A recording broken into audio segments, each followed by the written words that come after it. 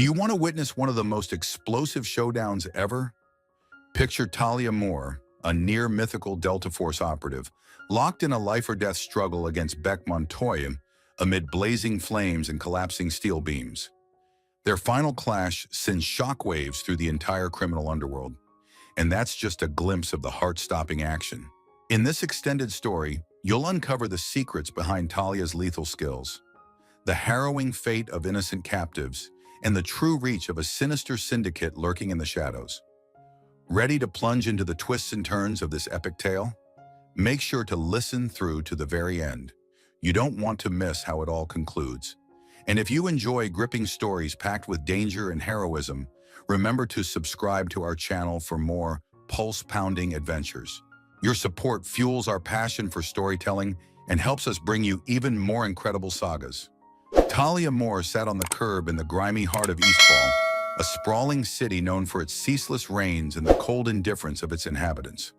In the half-light of a flickering street lamp, she looked like just another drifter on the streets, shoulders slumped, clothing worn to threads, and eyes obscured by the tangle of her hood.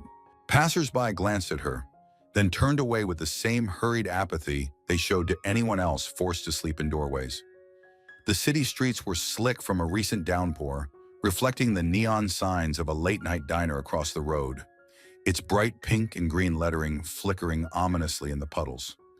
Cars hissed by, kicking up sprays of water and trash, but Talia barely moved when stray droplets soaked her ragged coat. She didn't care about the stench of stale rain or the worn soles of her battered boots. The city's disregard for people like her made it the perfect hiding place, a cloak that let her move unseen in the urban sprawl. Yet underneath that battered exterior lay something no stranger would guess.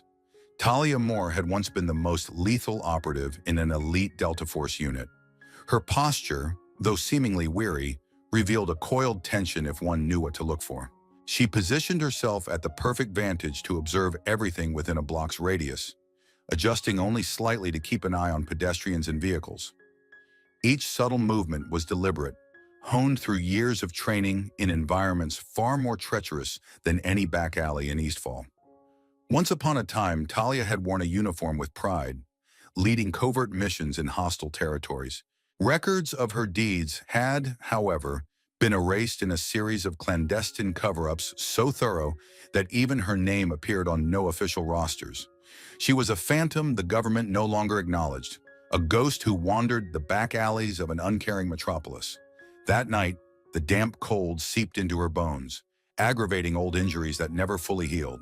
She could recall a painful mission in the jungles of an unnamed country, the humidity there so thick it felt like drowning with each breath. Memories of dusty roads in war-torn regions flickered through her mind, desert heat scorching her face as she navigated landmines and ambushes.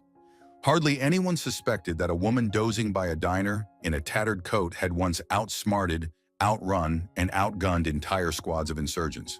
She had left behind that life, or perhaps that life had left her behind. Either way, she was consigned to the shadows because her continued survival depended on secrecy. Tonight, she was not simply loafing around in the drizzle. A faint tremor in her jaw and the sharp vigilance behind her half-closed lids suggested she was waiting for something, or perhaps for someone. It wasn't random that she chose this particular corner, near a rundown diner that stayed open all night. Under the soft buzz of neon signage, drug dealers occasionally approached unwary patrons. Lone officers sometimes harassed the homeless, and desperate souls sought quick respite in a cup of stale coffee. Talia liked vantage points where the flow of human traffic was predictable, yet overlooked by the city's indifferent throng. The perfect camouflage. But not everyone would walk by without noticing her.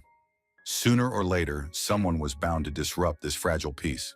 Perhaps an overzealous patrol or a curious local hoping to rid the neighborhood of what they saw as street trash. Talia had been stalked by minor threats before. Petty thieves, small-time criminals convinced she was an easy target. She usually let them walk away with a warning or a quick lesson in humility. However, on this particular night, things would unfold in a way even she couldn't fully anticipate. Eastfall's gloom would soon transform into the spark of a far-reaching chain of events. Events that would bring Talia's formidable skills out of the darkness in which she had concealed them for so long. The night deepened, and the rain turned into a steady drizzle that gleamed under the neon lights. Water pooled in potholes, rippling with each passing car. Talia kept her hood pulled low, tapping her fingers lightly against the curb in a rhythm that mirrored her heartbeat. She heard distant sirens, a normal sound in this part of the city, yet something in the cadence tonight felt off. It was as though the city itself was giving her a warning she couldn't fully decipher. She sat motionless, scanning the reflective surfaces of storefronts across the street and the black window of a vacant laundromat. In those glimmers, she caught sight of a police cruiser rolling down the road with deliberate slowness. A moment later, the vehicle pulled to a stop not far from the diner, and four uniformed figures emerged. She recognized their body language instantly. They weren't responding to a call with urgency or dealing with an immediate threat. Instead, there was an air of casual superiority about them, underpinned by the sort of reckless confidence that certain officers wore like a second skin. The leader of the group was a tall, broad-shouldered man with a rigid stance and a perpetual scowl. Sergeant Stephen Ards. His name was emblazoned on his badge and also etched into Talia's memory. Rumor around the streets labeled him as someone who enjoyed throwing his weight around when the cameras were off. Talia had seen the type many times. The overbearing posture, the restless grip on his baton. He was practically screaming for a confrontation. His three subordinates fanned out behind him. One was wiry and fidgety, perhaps new on the force but too eager to prove himself. Another, a woman with her hair tightly pulled back, maintained a closed-off expression that gave little away. The last was a stocky man whose eyes flickered with a sort of cruel humor, like he secretly relished the idea of scaring vulnerable people. They congregated in front of Talia, forming a loose semicircle. "Well, look here," Sergeant Ards announced, voice raised to be heard over the rain. "Another lost cause on our sidewalks. Shouldn't you be in a shelter somewhere?" His words dripped contempt, but Talia caught the slight grin tugging at the corner of his lips. A grin that told her this was not genuine concern, but a prelude to humiliation. Talia said nothing, watching him with an impassive gaze. She sized him up, police belt weighed down by a service pistol, baton, flashlight, and cuffs. She imagined how swiftly she could strip him of those tools if push came to shove. Her Delta Force instincts told her it would take less than 5 seconds to incapacitate him. Yet she remained perfectly still, hoping to avoid the trouble that Ards was so clearly inviting. One of his subordinates, the wiry officer, snickered. "Hey, Sarge, notice her jacket? It's got a patch that looks military." He leaned closer, squinting at the worn fabric. "Think she's legit or one of those fakes who scrounge for sympathy bucks?" Ards took a step nearer, hooking his thumbs into his belt loops. "Yeah, you got dog tags, soldier." His tone dripped with condescension. He expected Talia to either cower or lash out. Sometimes brutes like Ards needed only the slightest provocation to pounce. Talia remained silent, her pulse steady. She recognized that any sudden movement might escalate the situation. She also knew that while she could defend herself handily, the resulting chaos would draw too much attention. Her anonymity was her shield, and she had no wish to blow it for a petty showdown with a few small-time bullies. Still, the tension in her muscles coiled. She would respond if forced. Ards noticed her calm indifference and seemed insulted by it. He sneered, tapping his baton against his palm. Perhaps in his mind, he was dealing with another helpless vagrant who could be shoved around for entertainment. When she remained unresponsive, Ards' frustration grew. "Let's see some ID," he barked, stepping close enough for Talia to smell stale coffee on his breath. "Or are you one of those lying panhandlers?" She met his gaze, her own eyes revealing a flicker of something unreadable. Something that should have warned him off. But Ards was too caught up in his own bravado. As the drizzle intensified and pooled around their feet, Talia braced herself for the oncoming storm, not of weather, but of conflict. She'd been around bullies like him before, and they always mistook silence for weakness. Tonight, that miscalculation would spin the night into directions none of them could guess. Lightning flickered in the distance, and thunder rolled faintly across the sky, underscoring the rising tension. Talia tried a final measure of restraint. She opened her mouth, hoping a few well-chosen words might diffuse the situation. "I don't carry ID," she said evenly, choosing each syllable with deliberate calm.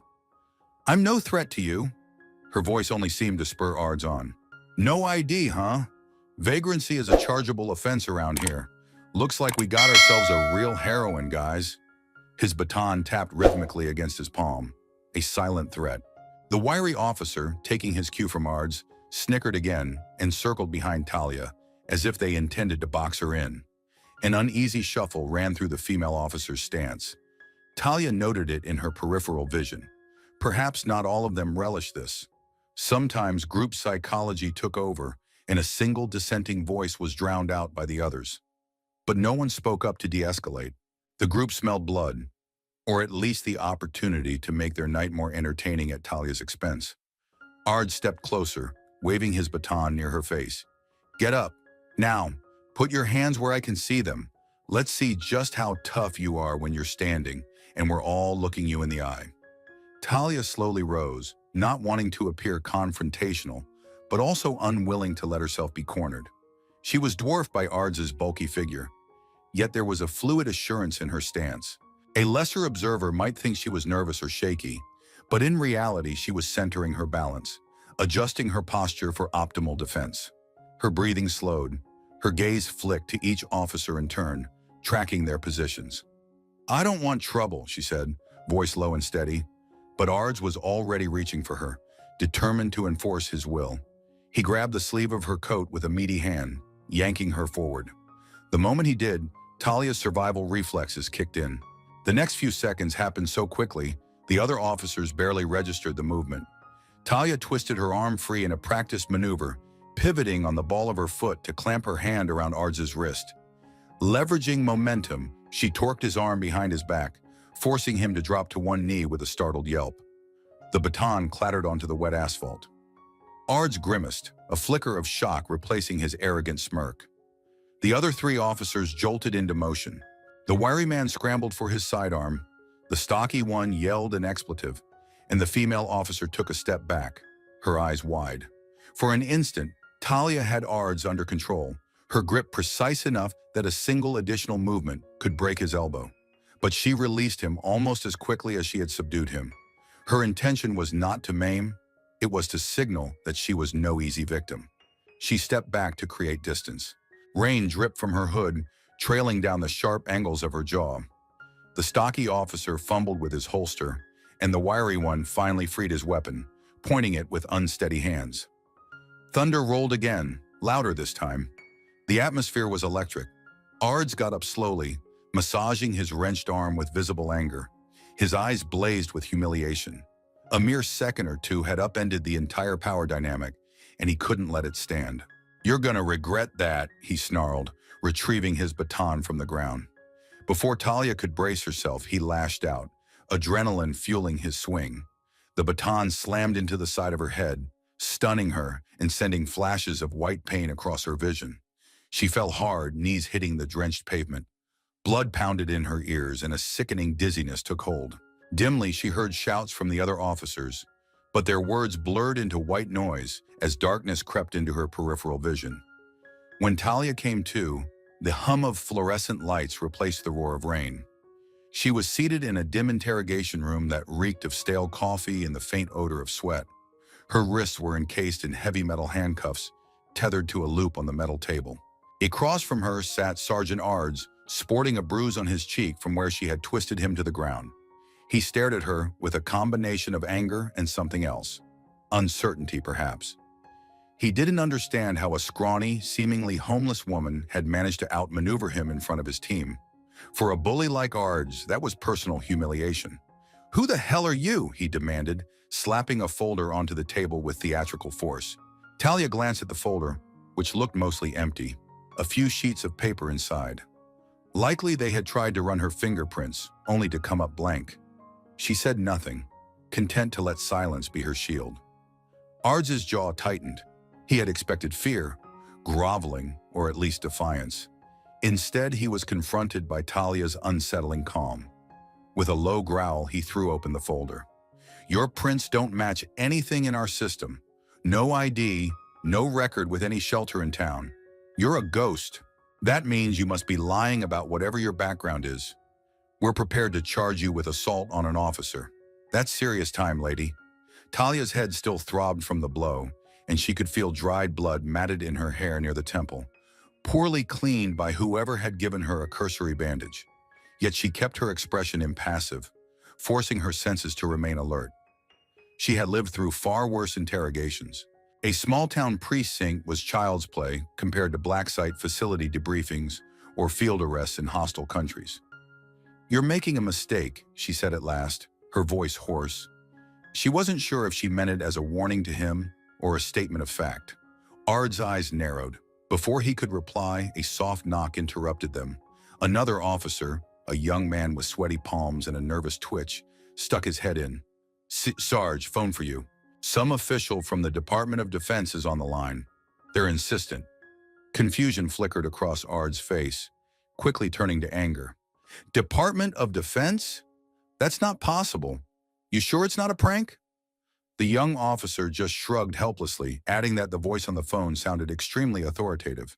With a menacing grunt, Ard stomped out of the room, leaving Talia alone with her thoughts. Minutes later, she heard shouting in the hallway. Ard's voice escalated, responding to a calmer but firmer tone from whoever was on the phone. Though she couldn't make out every word, phrases like, "She can't just walk," and "Who does she work for?" cut through the muffled barrier. After a few more heated exchanges, Ard stormed back into the room, face flushed. His pride was clearly wounded even more deeply now. "Release her," he barked to the officer standing guard. "No charges, no record of this. Nothing. That's an order." A hush fell over the room as the officer hastily unlocked Talia's cuffs, letting them drop onto the table. Ard's leaned in close, his voice low with venom. "Your friends in high places might have saved you tonight, but I'll find out who you really are. Next time you won't get off so easy." Talia didn't bother responding. She simply rose from the chair, rubbing at the red marks on her wrists. Without a backward glance, she walked out of the interrogation room, leaving Ard simmering behind her. Outside, the drizzle had lightened to a mist. She stepped onto the wet pavement, her head still throbbing. The city lights felt harsher, and the swirl of residual adrenaline made her shaky. Normally, Talia would have vanished into the night like a wraith, seeking a new hiding spot. But the moment she stepped off the station's threshold, she sensed someone watching her from the edge of the lampost's glow. A tall figure in a dark, tailored suit emerged from the shadow cast by the flickering streetlight. He raised his hands in a gesture of non-aggression, revealing a neatly pressed shirt cuff peeking out from under his jacket. Talia froze, tension gripping her anew. She was in no mood for yet another confrontation, especially with someone who might be more than just a nosy passerby. "Miss Moore," he said calmly, voice subdued yet carrying a certain confidence. "My name is Ethan Caldwell. I'm with the FBI." He moved slowly, pulling a leather badge holder from his inner pocket so she could see the glint of the federal seal under the street lamp. "I was inside the precinct on an unrelated matter. Heard a commotion about an unidentified woman with unusual combat skills. I had a hunch it might be someone special." Talia regarded him through narrowed eyes. She had no reason to trust any law enforcement figure, let alone a federal agent. Her experiences taught her that power structures often turned a blind eye to corruption. For all she knew, Caldwell might be just another cog in a broken system. "You have the wrong person," she muttered, turning to walk away. She had no interest in revealing anything more than she already had. He didn't try to grab her, which was a point in his favor. "I know about Lionel Greer," Caldwell said, his voice carrying enough volume to catch her attention. Talia stopped in her tracks, shoulders stiffening. Lionel Greer was a name that circulated in the underworld, a rumored arms dealer and trafficker whose reach extended well beyond Eastfall. She'd heard the rumor that he sold weapons to rogue paramilitary groups and was also knee-deep in human trafficking. Once upon a time, Talia had caught wind of him through her old channels. That Caldwell even knew Greer's name suggested he might have real intel. She turned slightly, half-facing him, ready to slip into the shadows if needed. "What do you want from me?" she asked tersely. Caldwell stepped a little closer, keeping his posture unthreatening. "I'm building a case against Greer. We believe he's not just trading arms, but also overseeing a vast human trafficking operation along the harbor. Each time we try to pin him down, he disappears behind layers of shell companies and corrupt officials. We need someone who can operate outside the usual channels, a specialist who can move in the shadows. His eyes flicked to the bandage on Talia's head. From the looks of what happened tonight, you might be exactly that type of person. She noted how he spoke, free of condescension or arrogance. His approach was measured, as if he anticipated her skepticism. "And you think I'm going to help you because?" she asked, trailing off. Her voice held a challenge. She had severed ties with officialdom a long time ago. Caldwell let out a slow breath. "Look, I know how messed up the system is. I know that the police letting you go so easily means someone very high up owes you or is protecting you. But I also know how dangerous Greer is. If you've got personal reasons to see him taken down, I can offer resources, intel, some measure of cover. But we'll keep it off the books. That's the only way to avoid half the city's corrupt power brokers tipping him off." Talia scanned the empty street, recalling how the Department of Defense had intervened on her behalf. She didn't know who had pulled strings for her this time. Maybe some old ally or a favor called in by one of her few remaining contacts. But Caldwell's approach seemed different than the usual bureaucrat. An uneasy truce formed in her mind. Lionel Greer was indeed a plague on the city, and though Talia's motivations were her own, she recognized that having an FBI agent with at least some genuine desire to stop Greer might be beneficial. "All right," she said at last, voice still guarded. "I'm not promising you anything, but if you dig up a way to corner Greer, I want to know." Caldwell nodded, as if he'd half expected her reluctance. "There's something brewing at the harbor. He's scheduling shipments of certain products. I'm going to keep digging. If you find anything on your end, I want us to share intel. We won't get many shots at Greer." Talia stared at him for a moment before turning away, ignoring the swirl of misty rain that began anew. "Find me when you're ready," she said over her shoulder. And with that, she vanished into the labyrinth of the streets, leaving Caldwell alone under the sputtering glow of the streetlight. Behind them, the precinct's windows flickered, revealing silhouettes of officers moving about, unaware that the city's underworld was about to be rocked by forces they barely comprehended. Hours before dawn, Lionel Greer stood behind the floor-to-ceiling windows of his penthouse, high above East Fall's skyline. The rain hadn't stopped, and rivulets of water streamed down the glass, distorting the view of the sprawling harbor in the distance. Greer was a tall man with impeccably styled salt and pepper hair and the bearing of a seasoned magnate. He wore a tailored navy suit, and a single gold watch flashed on his wrist under the subdued lighting of his luxury suite. Anyone meeting him for the first time might mistake him for a legitimate businessman, perhaps a philanthropist. Only a closer look at his hawkish eyes revealed the ruthlessness beneath. He dialed a number on his phone, eyes never leaving the endless city lights. On the other end of the line, a crisp female voice answered. "Mr. Greer," said the voice belonging to his personal assistant, Ava Riddell. "Your associates at the docks have concluded their nighttime shipments. No delays reported."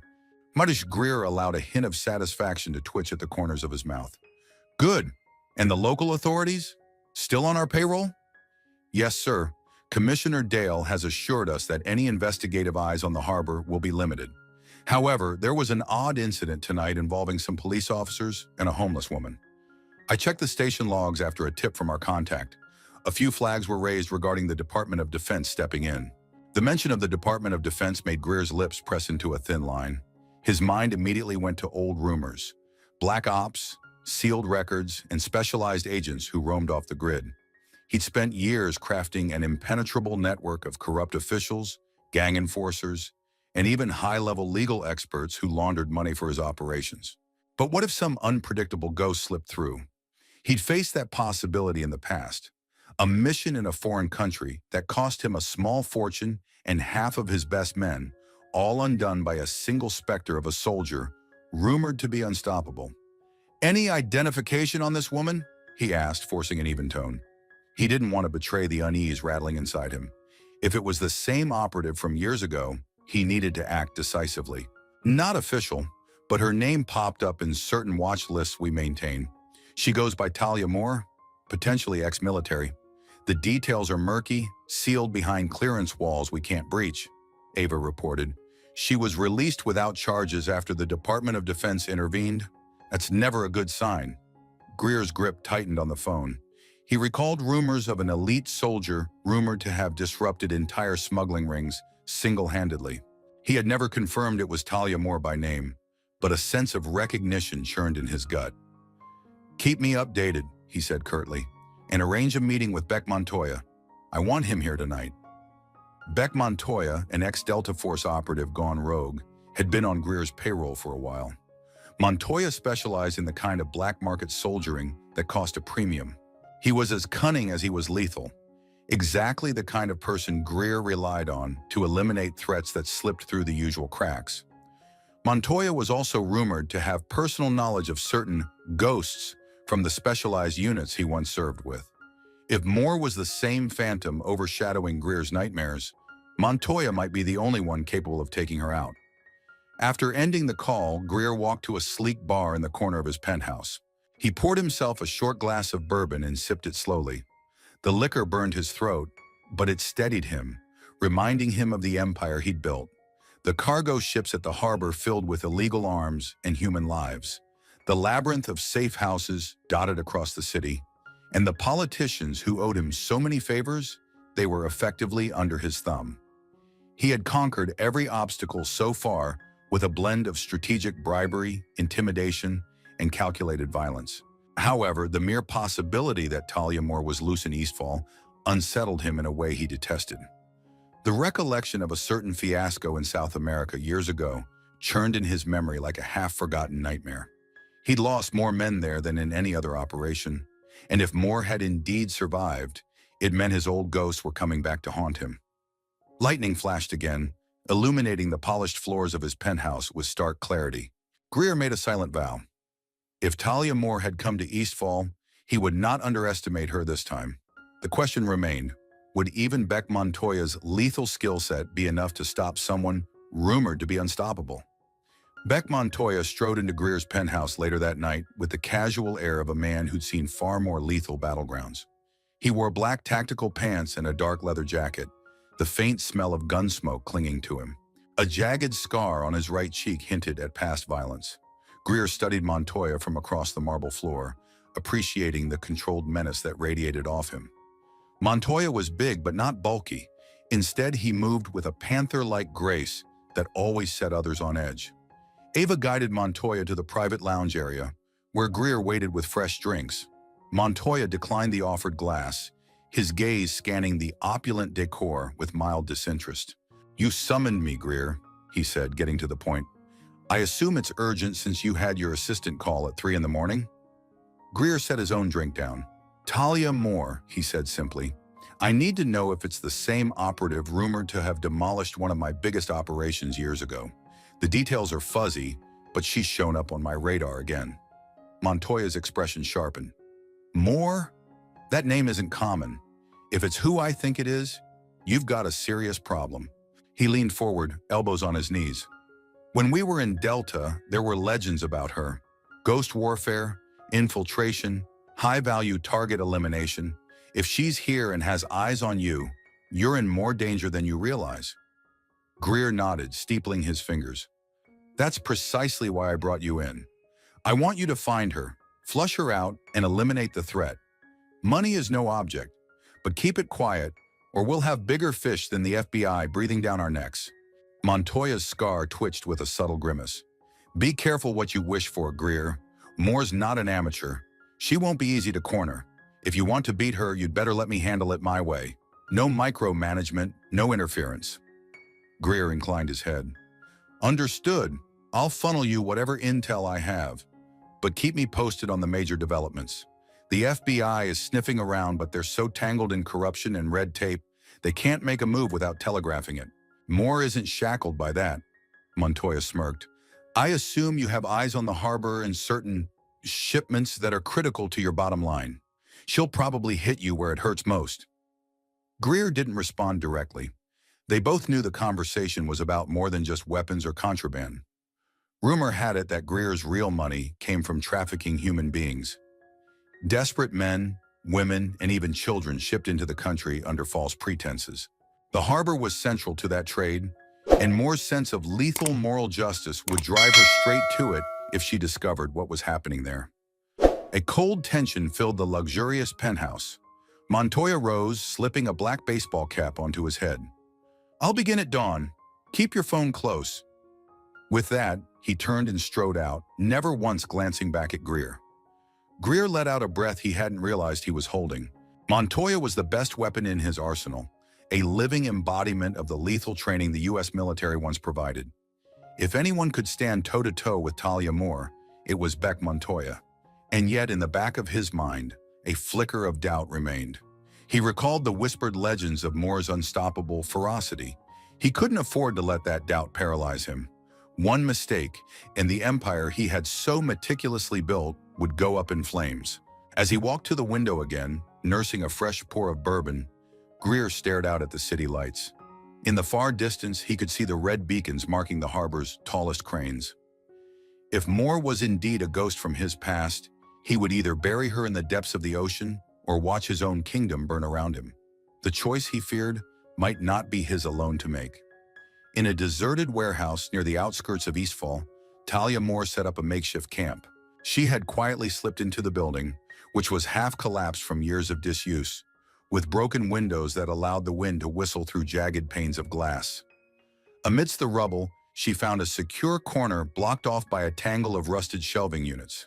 It was perfect, out of sight from anyone who might wander in, but with enough vantage points to watch the entrance.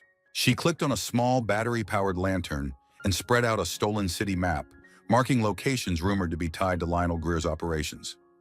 Over the past few days, Talia had tapped into old contacts. Some she owed favors, others who owed her. A pattern emerged. Everything circled back to Black Ridge Harbor. Certain warehouses were rumored to be used for storing contraband, and cargo ships often arrived with poorly documented shipments. Greer allegedly made fortunes on the black market, but no one was sure exactly how wide his net was. As she pieced the puzzle together, Talia recalled fleeting intel from her Delta days. The name Greer had shown up in an operation planning file she glimpsed while working overseas, connected to arms deals that fueled local uprisings. That alone was enough to merit suspicion, but she'd learned in hushed tones of even darker dealings. Trafficking in humans, turning desperate refugees into commodities. It was the kind of evil that made her blood boil. Years ago, her moral compass still pointed true, and she'd done everything she could to sabotage such operations. Now, out of uniform and official existence, she had only her well-honed skills to rely on. That was more than enough. In the corner of the warehouse, she kept a black duffel bag containing an array of weapons she'd acquired. Nothing too flashy, a compact handgun, a battered M4 carbine, and a few grenades she'd taken off unsuspecting gang members. She believed in traveling light and lethal. If she needed more specialized firepower, she could always scrounge or improvise. After all, a large part of her old training involved turning everyday objects into dangerous tools. Her mind wandered back to the policeman's baton smashing against her skull. She gingerly touched the bandage at her temple. The pain was a dull throb now, but it was a reminder of how quickly the facade of normalcy could evaporate. She also thought of Ethan Caldwell, the FBI agent who had approached her with an unexpected alliance. Was she wise to let a Fed into her orbit? She couldn't be sure of his integrity yet, but if he was investigating Greer, he might become an invaluable source of information. Another name surfaced in her mind, Beck Montoya. She'd heard rumors over the years about a skilled ex-Delta operator who'd gone private. Mercenaries from that lineage were often nightmares to face in the field. If Montoya was working for Greer, that meant Talia would likely encounter an adversary with training equal to her own. That possibility both alarmed and intrigued her. Delta Force operators were shaped by relentless discipline and a refusal to back down. If Montoya was just as unstoppable, their eventual clash could be deadly. The wind howled, rattling loose sheets of metal somewhere in the rafters, sounding eerily like distant gunfire.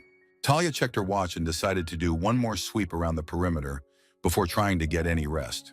She'd noticed a set of footprints by the warehouse's main door, perhaps another transient or a snooping local. She needed to ensure no one was watching her.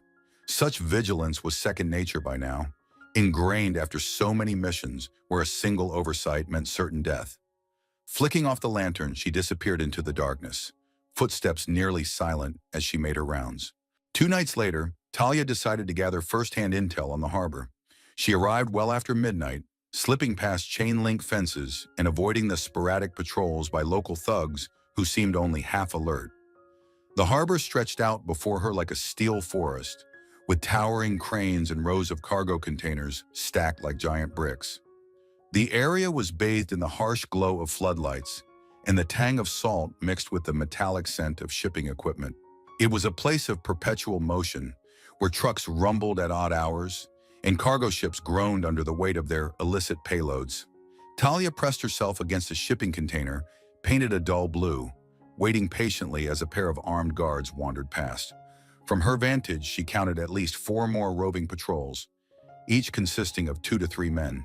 They carried submachine guns, wore black hoodies or battered tactical gear, and lacked the disciplined formation of well-trained operatives. Likely, they were lower-level enforcers under Greer's payroll. A stack of crates near the water's edge caught her eye. The crates bore a poorly covered insignia that read, "Medical Supplies," though she doubted any legitimate use.